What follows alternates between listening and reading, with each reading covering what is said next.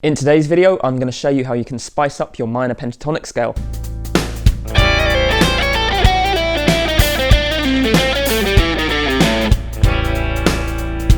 So that lick was in the key of A. We are using the A minor pentatonic scale. And what we're doing to spice the lick up is we're adding a few notes to the minor pentatonic scale. So first of all, we've got the blues note. You probably know about the blues note from playing the blues scale. That note there.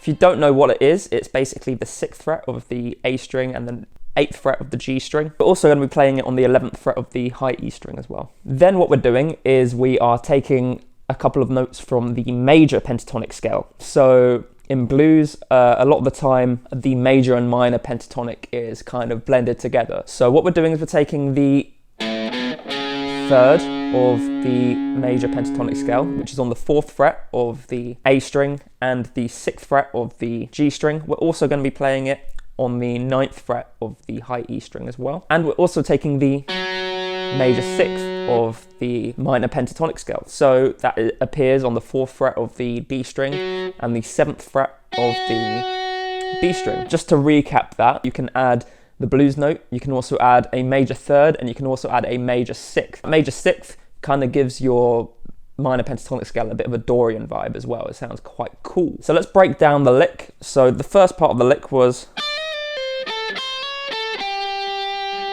So we're sliding from the 10th fret to the 11th fret, back down to the 10th fret of the high E string, and pulling off to the 8th fret. Then playing the 10th fret of the B string, and then we're hammering on from the 8th fret to the 9th fret of the high E string. Then we're playing the 10th fret of the B string again, and then the 8th fret of the B string.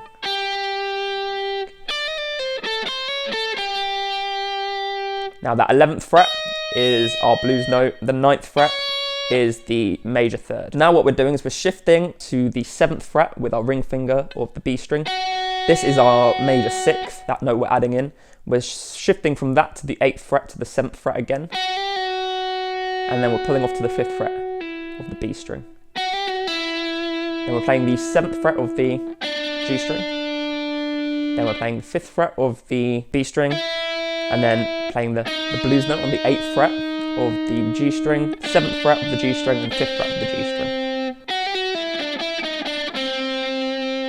Okay. Then what we're doing is we're playing basically the first part of the lick again, but an octave lower. So we're playing 7, 8, 7, 5 on the G string. Yeah. So we're sliding from the 7th fret to the 8th fret, which is our blues note, back to the 7th fret and pulling off to the 5th fret, just like we did on the B string. And then playing the 7th fret of the D string. Then what we're doing is we're playing 5, 6 on the G string. That's our major 3rd that we're adding into the minor pentatonic scale. Then we're playing the root note at the 7th fret of the D string. Then we're just descending down the blues scale.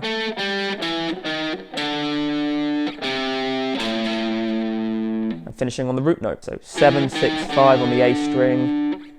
3 on the A string, and then 5 on the low E string. Try adding those 3 notes into your minor pentatonic scale with your licks. That lick is there to give you a little bit of inspiration of what you can do.